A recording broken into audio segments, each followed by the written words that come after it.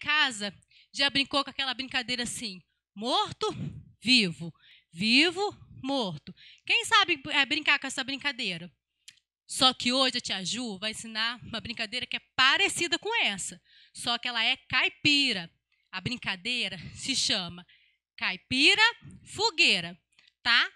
Quando a tia Ju falar assim, caipira, vai colocar a mão na cabeça, como se estivesse segurando o chapéu de um caipira. E quando a tia Ju falar assim, fogueira, vai abaixar no chão e virar uma fogueira, tá bom? Então vamos começar? Fica bem concentrada, hein? Primeiro a gente vai fazer só um teste. 1, 2, 3 e... Caipira! Fogueira! Caipira! Fogueira!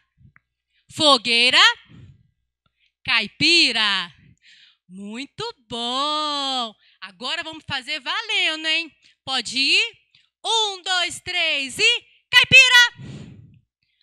Fogueira! Fogueira!